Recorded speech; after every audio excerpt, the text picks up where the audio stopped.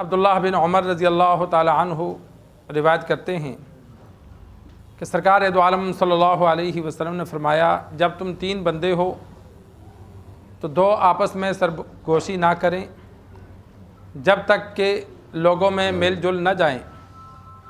اس وجہ سے کہ تیسرا غمگین ہوگا۔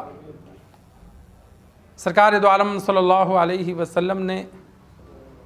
سفر کے دوران گفتگو کا ایک ادب ذکر فرمایا۔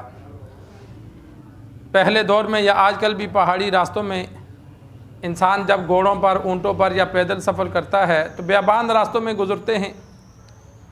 تو اگر بیابان راستوں میں 3 بندے ہوں اور 2 آپس میں الگ ہو کر کوئی بات کریں تو تیسرا بندہ پھر غمگین ہو جاتا ہے، وہاں اس کو بچانے والا، دفاع کرنے والا بھی نہیں ہوتا۔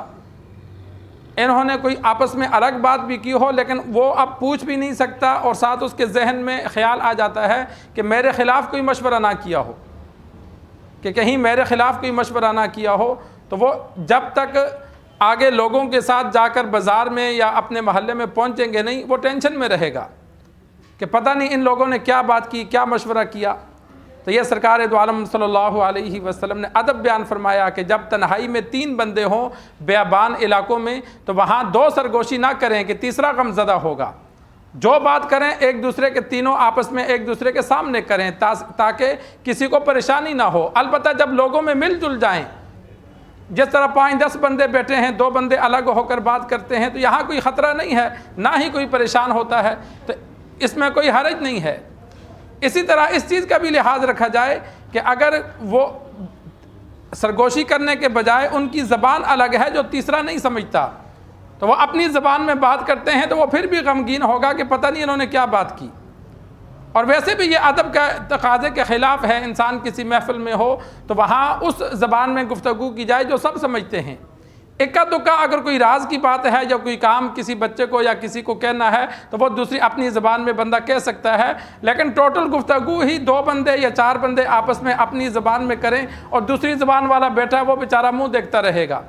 غمگین تو نہیں ہوگا لیکن وہ بھی پریشان ہوگا یہ کیا بولی جا رہے ہیں۔ کئی مرتبہ ایسا ہوتا ہے گلگت کی جانب جانا ہو، پٹھانوں کے علاقوں میں یا کسی اور زبان والے کے علاقوں میں، اب وہ زبان ایسی ہے کہ وہ ہمیں بالکل ہی سمجھ نہیں آتی۔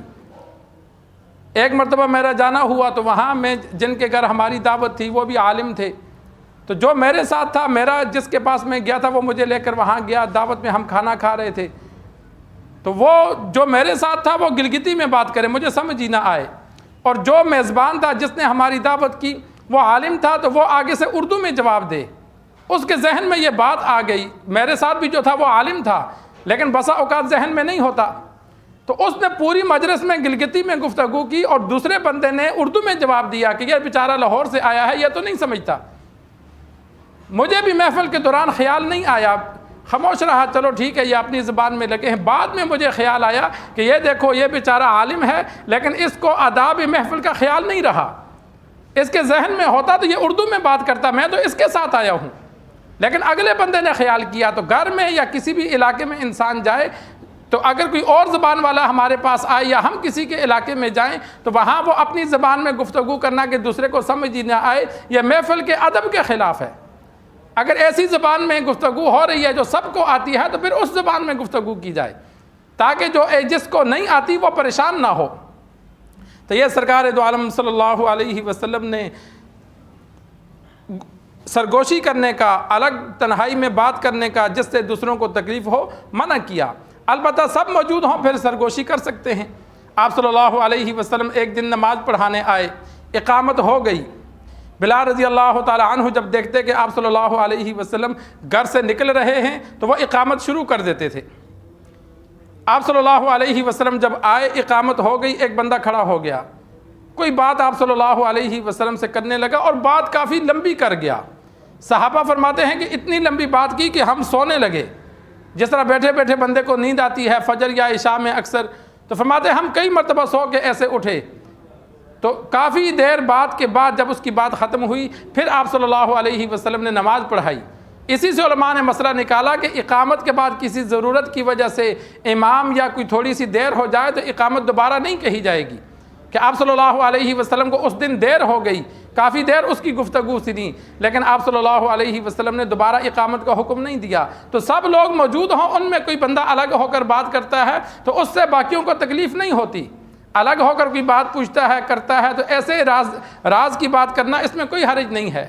فاطمہ رضی اللہ تعالی عنہ سے ایک دفعہ آپ صلی اللہ علیہ وسلم نے راز کی بات کی تو یہ رونے لگیں، پھر بات کی تو یہ مسکرانے لگیں۔ ازواج موجود تھیں تو امی عائشہ رضی اللہ تعالی عنہ نے فاطمہ رضی اللہ تعالی عنہ سے کہا کہ آپ صلی اللہ علیہ وسلم نے کیا بات کی؟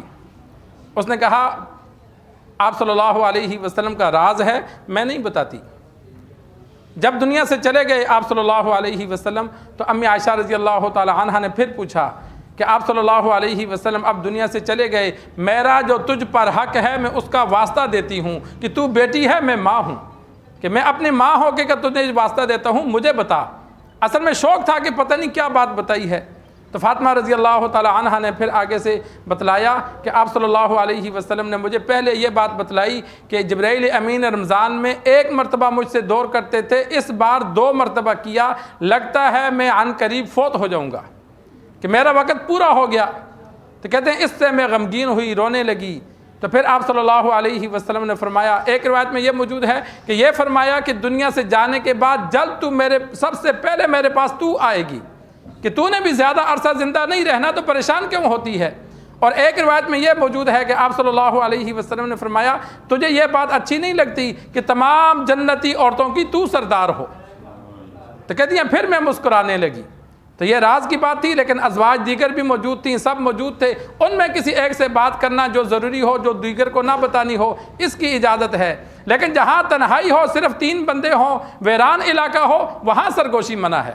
اللہ سے دعا ہے اللہ ہمیں آداب سیکھ کر، سمجھ کر عمل کرنے کی توفیق عطا فرمائے۔